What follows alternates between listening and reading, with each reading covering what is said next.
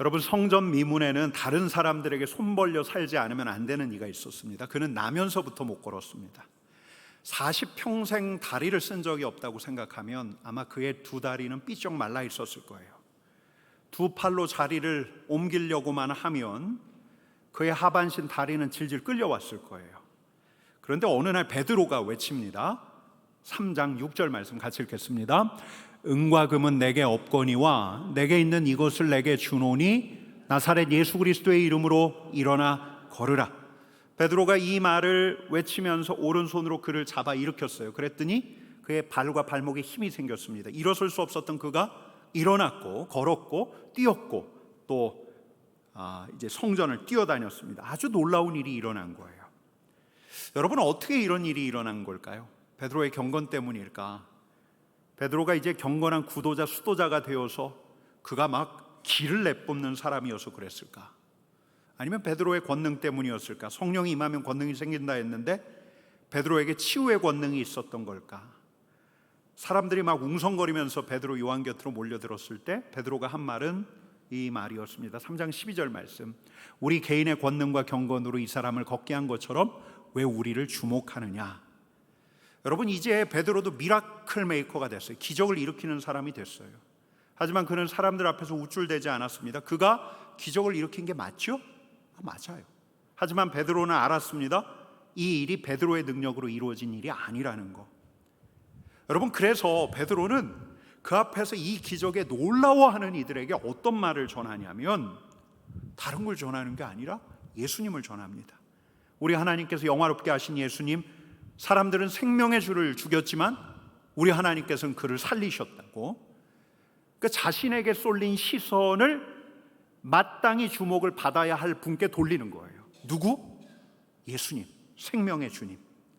나면서부터 못 걷던 일을 일으킨 것도 바로 예수님이 하신 일, 그 일을 따로 하신 분이 있는데 그분이 바로 예수님이라고 이야기를 하는데요. 3장 16절 말씀 같이 읽겠습니다. 그 이름을 믿음으로 그 이름이 너희가 보고 아는 이 사람을 성하게 하였느니 예수로 말미암아 난 믿음이 너희 모든 사람 앞에서 이같이 완전히 낫게 하였느니라. 아멘. 이 말씀은 계속 띄워주세요. 여러분, 치유가 어떻게 일어났습니까? 치유가 베드로에게서 어떤 치유의 에너지가 샥 흘러간 겁니까? 여러분, 그게 아니에요. 베드로가 믿었어요. 무엇을 믿었습니까? 무엇을 믿었죠? 그 이름, 그 이름을 믿음으로, 그 이름을 믿었어요. 예수의 이름을 믿었어요. 여러분, 이름을 믿었다는 게 뭐예요? 이름은 존재를 가리켜요. 예수 그리스도를 믿었다는 거죠. 예수님의 권세, 치유의 능력을 믿었다는 거죠. 그러자 그 믿음이 작동하기 시작했어요. 생명의 주 예수님께서 이 믿음을 보시고 베드로가 선포한 대로 예수님께서 사람을 고치신 거예요. 예수 이름의 능력, 하나님 보좌 우편에서 예수 이름을 부르는 이에게 보이시는 예수의 능력. 여러분, 그렇다면 이 예수 이름의 능력을 보기 위해서는 무엇이 필요한가? 오늘 사도 베드로는 이렇게 이야기하고 있습니다. 한번 따라해 봅시다. 예수로 말미암아 난 믿음. 예수로 말미암아 난 믿음. 여러분, 다른 사람에게 비롯된 믿음이 아니에요. 예수의 믿음. 예수로 말미암아 난 믿음.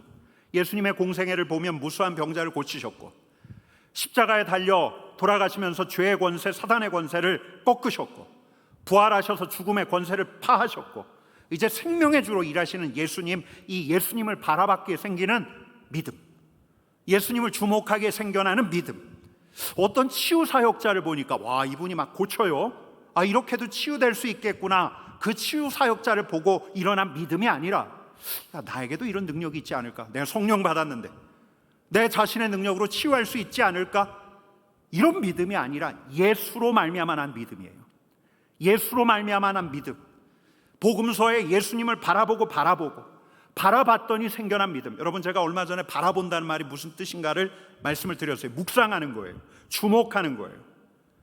그 말씀을 묵상하다가 이 공생애 때 우리 주님께서 하셨던 그 치유, 보이셨던 생명의 능력이 지금도 여전하구나, 이걸 깨달아서 하늘 보좌 우편에 계신 예수님의 치유의 능력을 믿는 거예요. 그분이 우리에게 허락하신 예수의 이름의 능력을 믿는 거예요. 여러분, 물론 우리 안에서 생겨날 거예요. 우리의 경험과 지식, 우리가 살고 이 발 디디고 살고 있는 이 땅에서의 경험과 지식이 우리 안에서 일어나는 믿음에 대해서 계속해서 의문을 제기하려 들 거예요. 여러분, 그럴 때마다 복음서에 나왔던 그 한 사람처럼 주님, 나의 믿음 없는 것을 도와주옵소서 하면서 다시 생명의 주님을 주목하는 믿음이에요. 예수로 말미암아 난 믿음. 이 믿음은 다른 데서 생겨나는 게 아니에요. 어떤 치유사역자, 어떤 다른 집회에서 생겨나는 게 아니라 우리 예수님으로 말미암아 난 믿음이에요. 여러분, 치유를 경험하는 이들은 믿음의 사람들이었습니다. 믿음의 사람들이었어요. 치유를, 여러분, 제가 언젠가 한번 말씀을 드린 적이 있는데, 기적과 치유 기사를 광범위하게 수집한 미국의 한 신학자가 있습니다. 이 2권으로 아주 두툼한 책인데요, 그 안에 나온 이야기인데 제가 한번 예배 때 설명드린 적이 있는데 한 번 더 말씀드릴게요. 제이콥 로엔이라는 인류학자가 파나마의 한 부족하고 살아가면서 이들과 함께 이들에게 복음을 전하고 성경도 번역을 했는데, 그 부족의 추장의 아내가 죽어가요. 근데 마침 그가 번역하고 있는 성경이 야고보서였고, 야고보서 말씀을 원주민들과 함께 나눴습니다. 여러분, 야고보서에 아주 특별한 말씀이 있죠. 믿음의 기도는 병든 자를 구원하리니 주께서 그를 일으키시리라. 여러분, 무엇이 구원한다고요? 믿음의 기도가. 이 야고보서에 이 말씀이 있어서 같이 기도했습니다. 근데 그 다음 날 이 추장의 하나가 역시 죽어가고 있는 거예요. 근데 그 다음부터는 이 원주민들이 선교사이자 인류학자였던 로엔을 부르지 않는 거예요. 그들끼리 기도해요. 기름을 바르고 그들끼리 기도해요. 어떤 일이 일어났을까요? 이 추장의 아내가 완전히 치유받았어요. 이 로렌이 물었어요. 치유된 건 감사한데 왜 나를 초대하지 않았냐라고 물었더니, 이 추장의 아내가 약간 미안해하는 듯 하면서 이런 말을 꺼내요. 당신하고 기도하면 기도의 역사가 없어요. 믿음의 기도는 병든 자를 구원하리니 당신은 실제로 믿지 않잖아요. 여러분, 믿으십니까? 우리 예수님이 생명의 주님을 믿으십니까? 치유의 주님이심을 믿으십니까? 여러분, 복음서의 주님이 여전히 치유를 행하고 계심을 믿으십니까? 주님께서 우리에게 허락하신 주님의 이름이 있어요. 여러분, 우리가 입술로 지금 믿는다고 고백했으면 오늘부터 기도하세요. 믿음으로 기도하세요. 우리 생명의 주님께서 친히 만져주셔야 할 그들을 위해서, 우리 곁에 있는 이들을 위해서 우리가 믿음으로 예수의 이름으로 기도하세요. 여러분, 그들의 병세를 알아보고 위로해주고 병원 알아보는 거, 이것도 필요하지만 이제 우리에게 필요한 것, 적어도 사도행전을 묵상하고 있는 우리에게 필요한 것은 그들의 손에 손을 얹고 기도하는 거예요. 예수의 이름의 권세로. 나사렛 예수의 이름으로 명한다. 일어나라. 병마야 떠나가라. 여러분, 처음에는 이런 기도를 하는 내가 낯설어 보일지도 몰라요. 내가 이런 기도를 해? 난 안 돼. 하지만 사도행전을 묵상하고 있어요. 베드로가 성전 미문에 나면서부터 못 걷던 이에게 말했어요. 나사렛 예수 그리스도의 이름으로 일어나니 명하노니 일어나라. 여러분, 적어도 사도행전을 묵상하는 이 기간 동안에는 우리에게 이런 믿음이 필요한 거예요. 여러분, 우리도 이런 믿음이 작동하는 세계 안에서 살아간다는 경험이 필요한 거예요. 그래야 예수의 증인이 될 수 있죠. 여러분, 그러니 오늘 기도하세요. 오늘 그들 곁을 찾아간다면 그들 위에 손을 얹고 예수의 이름으로 기도하세요. 그들 찾아가지 못한다면 그들을 놓고 예수의 이름으로 기도하세요. 예수의 이름의 권세를 사용하세요. 치유의 주님의 이름의 권세를 사용합니다. 예수의 이름으로 명하노니 떠나가라. 일어나라. 나아라. 여러분, 오늘은 그렇게 기도하는 거예요. 이상해 보일지 몰라도. 여러분, 이 치유 사건을 통해서 베드로가 강조한 것은 예수로 말미암아 난 믿음이에요. 한번 따라하겠습니다. 예수로 말미암아 난 믿음. 여러분, 근데 초점은 예수님이에요. 예수님. 여러분, 이 기사를 보면서 사람들이 막 몰려들기 시작해요. 근데 이 베드로는 예수의 증인답게 이 믿음이 있게 한 예수님이 누구신가를 그 자리에서 또 설교하는 거예요. 예수님에게 돌아오기를 강력하게 요청하는 거예요. 물론 그 자리에서 저 멀찍이에서 이렇게 팔짱 껴고서 아주 못마땅하게 쳐다보는 이들이 있었어요. 여러분, 오늘 핵심 본문은 4장이에요. 4장. 그래서 이제 4장에 있는 내용을 다루려고 하는데요, 1절부터 3절까지 말씀 같이 읽겠습니다. 사도들이 백성에게 말할 때에 제사장들과 성전 맡은 자와 사두개인들이 이르러 예수 안에 죽은 자의 부활이 있다고 백성을 가르치고 전함을 싫어하여 그들이 잡음에 날이 이미 저물었으므로 이튿날까지 가두었으나, 여러분 누가 못마땅하게 여겼죠? 누가? 제사장들, 성전 맡은 자들. 그 다음에 또 등장하는 이들이 있어요. 사두개인. 유대 분당 중에 바리새파 율법학자와 각별한 관계를 맺어왔던, 율법학자와 각별한 관계를 맺어왔던 바리새인들이 있었다면, 이 제사장들과 결탁해서 제사장들을 지원했던 사두개인들이 있었어요. 여러분, 근데 사두개인들은 부활 신앙이 없었어요. 근데 지금 베드로가 생명의 주를 전해요. 부활을 전해요. 하나님께서 행하실 만물의 회복에 대해서 전해요. 그래서 이 베드로와 요한을 잡아 가둔 거예요. 하지만 이미 여러분 뭐가 있었죠? 성전 미문에 기적이 있었어요. 그리고 베드로가 몰려든 사람, 성전에서 그의 앞에 가득히 몰려든 사람을 향해서 생명의 주님을 전했어요. 부활의 주님을 전했어요. 그리고 이들로 하나님께 돌아올 것을 강력하게 요청했어요. 여러분, 그래서 이미 이런 일도 있었어요. 여러분 4절 말씀 같이 읽겠습니다. 말씀을 들은 사람 중에 믿은 자가 많으니 남자의 수가 약 5천이나 되었더라. 여러분, 성전에 모여든 거의 모든 사람들이 그때 하나님 앞에서 거꾸러졌다는 거예요. 이걸 보니까 더 못마땅했던 거죠.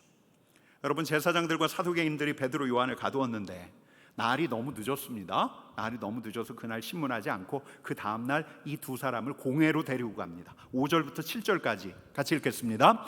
이튿날 관리들과 장로들과 서기관들이 예루살렘에 모였는데 대제사장 안나스와 가야바와 요한과 알렉산더와 및 대제사장의 문중이 다 참여하여 사도들을 가운데 세우고 묻되 너희가 무슨 권세와 누구의 이름으로 이 일을 행하였느냐. 여러분, 공회가 열린 거예요.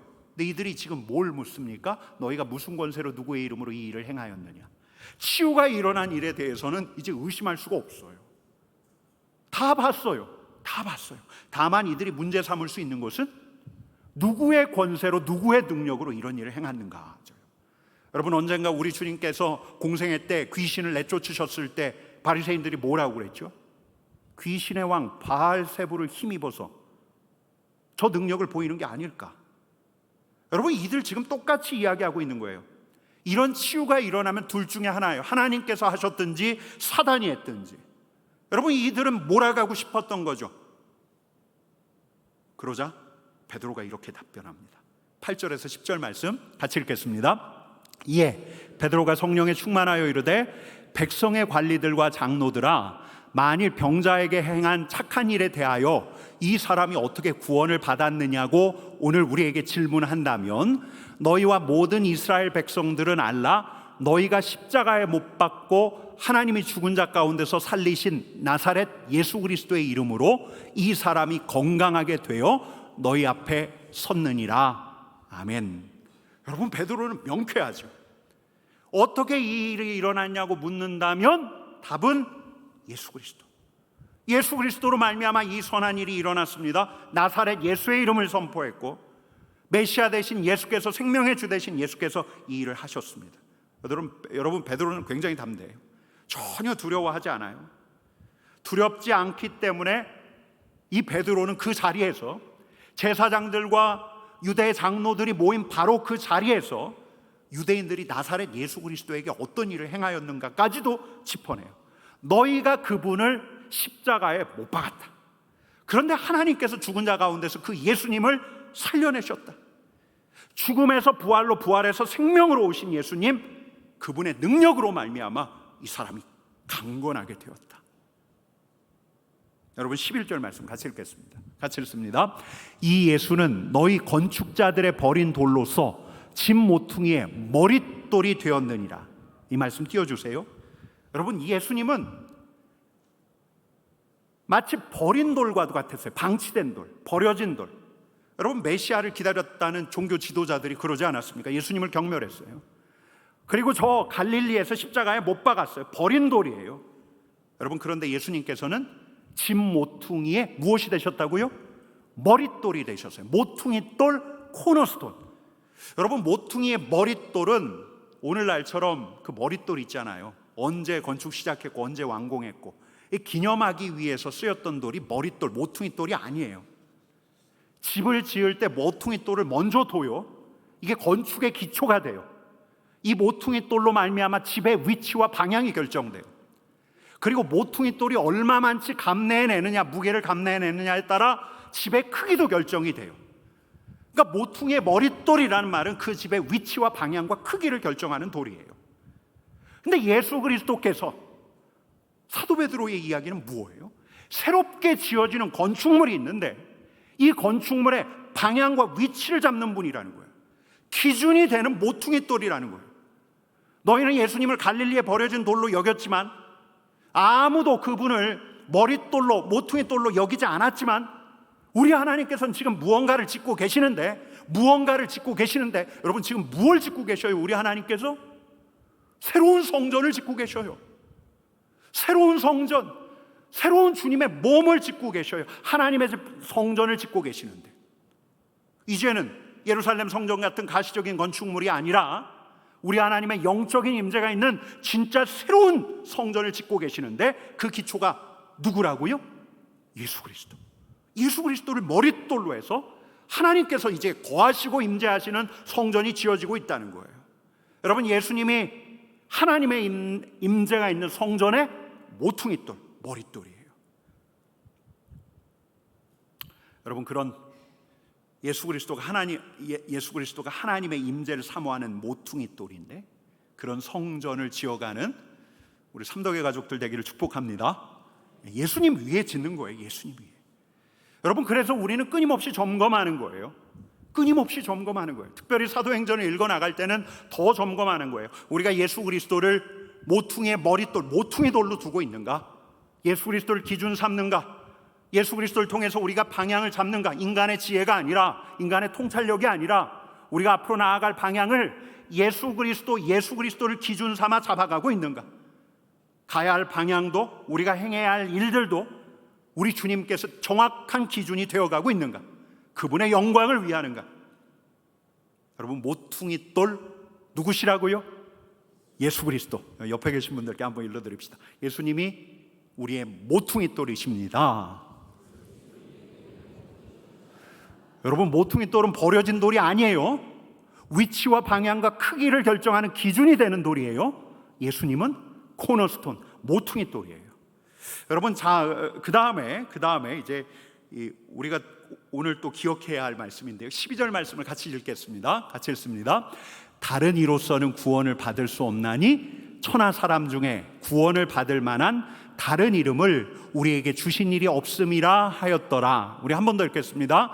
다른 이로서는 구원을 받을 수 없나니 천하 사람 중에 구원을 받을 만한 다른 이름을 우리에게 주신 일이 없음이라 하였더라. 여러분, 사도 베드로가 뭘 이야기하는 거예요? 다른 이로서는 구원을 받을 수 없다. 여러분, 구원이 뭐죠? 이 성전 미문의 안전뱅이에게는 일어나는 게 구원이에요. 치유가 구원이에요. 여러분, 구원이 무엇입니까? 성전 미문의 아들을 둔 어머니 아버지에게는 그들의 파탄난 마음이 건강하게 회복되는 게 구원이에요. 육신의 회복과 마음의 회복, 이게 구원이에요.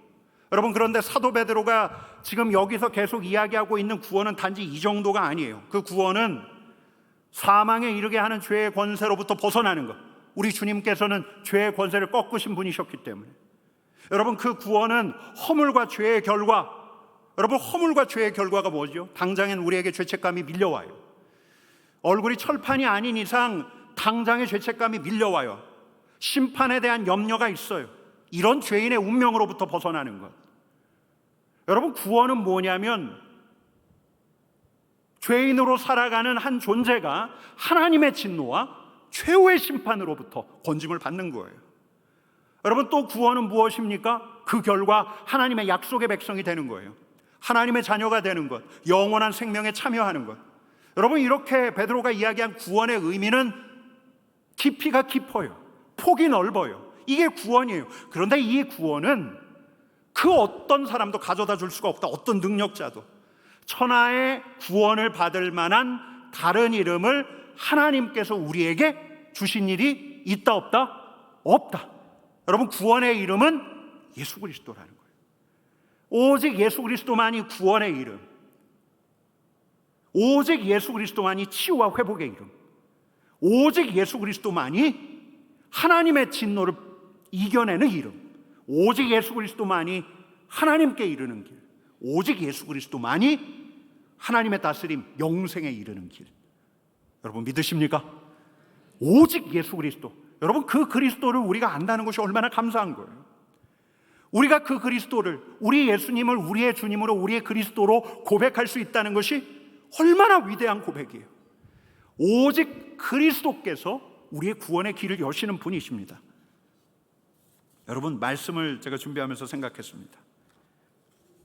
우리에게 구원의 이름 예수 그리스도를 주셨는데, 예수 그리스도만이 유일한 구원의 이름이라는 것을 거듭거듭 배워왔는데, 일단 저부터 예수님의 이름을 너무 과소평가하는 게 아닐까? 우리가 그 이름을 잊어버리고 살아가는 게 아닐까?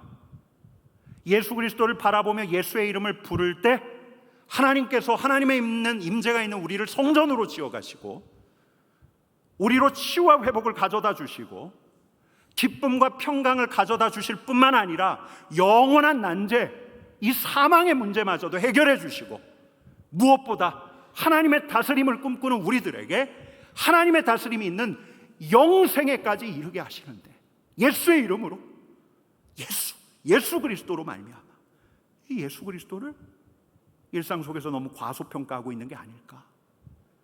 죽은 뒤에 유효한, 죽은 뒤에 붙들어야 할 이름으로만 생각하고 있는 게 아닐까? 지금 이 순간에도 영원에 있는 오늘을 살게 하는 예수의 이름을 너무 과소평가하고 있는 게 아닐까? 여러분, 이 성령에 붙들린 사람은 예수님께 붙들린 사람이었어요. 13절 14절 말씀 같이 읽어보겠습니다. 그들이 베드로와 요한이 담대하게 말함을 보고 그들이 본래 학문 없는 범인으로 알았다가 이상히 여기며, 또 전에 예수와 함께 있던 줄도 알고 또 병 나은 사람이 그들과 함께 서 있는 것을 보고 비난할 말이 없는지라. 여러분, 베드로와 요한을 이 공회원들이 보는 거예요. 본래, 내가 저 본래 모습 아는데, 유대인들은 알았어요. 베드로와 요한이 저 갈릴리 촌뜨기라는 거, 배우지 않은 사람이라는 거 이미 알고 있었어요. 본래 배우지 않은 사람인데 얼마든지 편견을 가지고 그들을 평가하고 판단할 수 있어요. 전에 예수님 따라다니던 거, 그 스승 예수를 따라다니는 거 기억이 나는데, 그때 다 도망쳤는데, 그때 별 볼 일 없었는데. 여러분, 근데 지금은 누구와 함께 서 있습니까? 병 나은 사람과 함께 서 있어요. 그가 어떤 존재로 바뀌었는가, 이 병 나은 존재가 확증해주고 있어요. 본래, 전에. 여러분, 우리는 이런 모습이었어요. 본래 배우지 않은 사람, 본래 능력이 없는 사람이었어요. 본래 그랬어요. 본래. 사람들이 전에 우리를 그렇게 알고 있어요. 본래 쟤는 막대 먹은 사람이야. 본래 쟤는 아무것도 가진 게 없는 사람이야. 할 줄 아는 게 없는 사람이야. 여러분, 우리는 본래에 머무는 이들이 아니에요. 왜요? 예수 그리스도가 우리를 새로운 모습으로, 새로운 피조물로 비춰가시기 때문이에요. 과거의 그를 평가하지 마십시다. 과거의 그의 모습으로 그를 제한하지 마십시다. 본래 그랬지만 이제는 새롭게 그리스도의 피조물이 되어 하나님의 창조 사역에 동참할 수 있는 사람이에요. 여러분 믿으십니까? 여러분, 우리 한번 이렇게 묵직하게 내 자신에게 한번 선언합시다. 나는 그리스도 안에서 새로운 피조물입니다. 조금 더 진지하게 한번 진짜 선포하는 거예요. 나는 그리스도 안에서 새로운 피조물입니다. 여러분, 이렇게 모습이 바뀌었어요. 우리가 계속 바뀐 모습을 봐요. 성령이 베드로와 요한의 모습을 바꿨어요. 성령으로 일어난, 예수로 말미암아 난 믿음이 이들을 이렇게 바꿨어요. 예수님이 이들을 이렇게 바꿔간 거예요. 여러분, 15절부터 18절까지 말씀 같이 읽겠습니다. 명하여 공회에서 나가라 하고 서로 의논하여 이르되 이 사람들을 어떻게 할까? 그들로 말미암아 유명한 표적 나타난 것이 예루살렘에 사는 모든 사람에게 알려졌으니 우리도 부인할 수 없는지라. 이것이 민간에 더 퍼지지 못하게 그들을 위협하여 이후에는 이 이름으로 아무에게도 말하지 말게 하자 하고 그들을 불러 경고하여 도무지 예수의 이름으로 말하지도 말고 가르치지도 말라 하니. 여러분, 이제 부인할 수가 없는 거예요. 이 표적. 그들도 부인할 수 없었고 예루살렘에 사는 이들도 부인할 수 없었던 표적이에요. 여러분, 그럼 남은 게 뭐죠? 남은 거 이제 하나밖에 없어요. 겁박하는 거예요. 위협하는 거예요. 예수의 이름 말하지 마라, 말하지 마라. 그러자 베드로와 요한이 또 담대하게 이렇게 답변합니다. 19절 20절 말씀 같이 읽겠습니다. 베드로와 요한이 대답하여 이르되 하나님 앞에서 너희의 말을 듣는 것이 하나님의 말씀을 듣는 것보다 옳은가 판단하라. 우리는 보고 들은 것을 말하지 아니할 수 없다 하니. 사람의 말을 들어 타협하는 게 옳은가? 아니면 하나님의 말씀을 듣는 것이 옳은가? 예수의 권세를 알고 예수의 증인이 되었는데 그 사람의 미움을 산다고 관계가 어그러진다고 끝까지 침묵을 지키고 내 신앙 감추는 게 낫는가? 아니면 성령의 인도하심을 따라 예수의 증인됨을 드러내면서 살아가는 것이 나은가? 여러분, 성령의 사람, 예수 이름의 권세를 아는 사람들은 겁내지 않았습니다. 예수의 이름이 살리는 이름인데, 예수의 이름이 나를 건졌는데 생명을 살리고 구원하는 일보다 더 중요한 일이 어디 있겠습니까? 베드로, 요한, 예수님의 제자들은 생명을 살리고 예수의 이름을 전하는 것보다 더 중요한 일은 아무것도 없었어요. 여러분, 21절 22절 말씀 같이 읽겠습니다. 관리들이 백성들 때문에 그들을 어떻게 처벌할지 방법을 찾지 못하고 다시 위협하여 놓아주었으니 이는 모든 사람이 그 된 일을 보고 하나님께 영광을 돌림이라. 이 표적으로 병 나은 사람은 40여 세나 되었더라. 여러분, 그래서 오늘 이런 가정을 한번 해보는 거예요. 만약에 이런 일이 일어난다면, 여기서는 겁박, 위협, 베드로와 요한은 겁박과 위협에 직면하지만 이런 일까지는 아니더라도 오늘 누가 우리 위협하겠습니까? 예수 믿는다는 것 때문에. 근데 지인을 딱 만났는데 그의 상처와 어려움을 막 이야기해요. 하나님께서 내 마음에 부담을 주세요. 오늘 사도행전을 묵상했으니 그를 위해 예수의 이름으로 기도해 주라. 근데 지인이 알고 있는 나라면 그건 할 수 없는 거예요. 내가 지금까지 걔에게 교회 다닌 건 알렸지만 종교색을 드러낸 적이 없는데, 근데 마음의 부담이 계속 와요. 그럼 어떻게 하시겠습니까? 어떻게 하시겠습니까? 성령의 도우심을 구하고 용기를 내서 내가 오늘 내 지인을 위해서 내가 할 수 있는 최선을 행하실 수가 있겠습니까? 그를 위해서 예수의 이름으로 기도해 주실 수 있겠습니까? 잘 들어주지만, 잘 경청하고 공감해 주지만, 우리 하나님께서 우리에게 마음을 주셨기에 내가 너를 위해 잠깐 기도한다, 예수의 이름으로 그를 위해서 기도해 주실 수 있겠습니까? 담담과 용기를 가지고 주님의 뜻에 순종하는 이들을 통해서 우리 하나님께서 역사하시는 것이요. 여러분, 근데 이게 혼자 안 돼요. 혼자 마음에 결단하고 하면 잘 안 돼요. 여러분, 사도행전을 보면 그래서 교회가 함께 기도했어요. 교회가 함께 기도했어요. 오늘 다 함께 다 읽지는 못하지만 23절부터는 교회 기도예요. 교회가 주님께 간구합니다. 29절 30절 말씀 같이 읽겠습니다. 주여, 이제도 그들의 위협함을 굽어보시옵고 또 종들로 하여금 담대히 하나님의 말씀을 전하게 하여 주시오며 손을 내밀어 병을 낫게 하시옵고 표적과 기사가 거룩한 종 예수의 이름으로 이루어지게 하옵소서. 아멘. 여러분, 이게 사도들의 기도였지만 교회 전체의 기도이기도 했어요. 하나님의 말씀을 담대히 전하게 하여 주옵소서. 손을 내밀어 병 낫게 하여 주옵소서. 거룩한 종 예수의 이름으로 이루어지는 그 역사 안에 우리가 참여하게 하여 주옵소서. 여러분, 사도 베드로와 요한이 담대했던 까닭이 무엇입니까? 사람들 앞에서 이렇게 담대하게 설 수 있었던, 예수의 증인이 될 수 있었던 까닭이 뭐예요? 위협과 겁박에도 불구하고 예수 이름의 권세를 보일 수 있었던 까닭이 무엇이냐? 성령이 함께 계셨고 예수로 말미암아 난 믿음이 있었고 더하여 교회가 이들과 함께 기도했기 때문이에요. 교회가 함께 그 믿음을 더 견고하게 세워갔기 때문이에요. 여러분, 이들은 다시 성령으로 충만해졌고 담대해졌습니다. 31절 말씀 같이 읽겠습니다. 빌기를 다함에 모인 곳이 진동하더니 무리가 다 성령이 충만하여 담대히 하나님의 말씀을 전하니라. 여러분, 우리가 오늘 그래서 함께 기도해야 할 이유가 있습니다. 함께 기도해야 할 이유가 있어요. 하나님, 우리 삼덕 공동체가 이 자리에 있는 우리들이, 이 자리에 있는 주의 종들이 예수 이름의 권세를 믿게 하여 주옵소서. 같이 기도하는 거예요. 초기 교회에서 같이 기도했어요. 예수 이름의 권세를 사용하게 하여 주옵소서. 구원의 이름 예수를 전하게 하여 주옵소서. 두려워하지 않게 하여 주옵소서. 살리는 하나님의 치유 사역에 참여하게 하여 주옵소서. 하나님 나라를 이루어가는 새로운 창조 사역에 우리도 동참하게 하여 주옵소서. 아픈 이들, 연약한 이들을 위해 예수의 이름으로 이제 우리도 기도하게 하여 주옵소서. 우리가 같이 기도할 때 하나님께서 우리를 하나님의 은혜의 통로로, 예수의 증인으로 사용하실 것입니다. 여러분, 믿으십니까? 이제 우리 함께 기도하려고 하는데요. 우리 오직 예수 같이 찬양하겠습니다.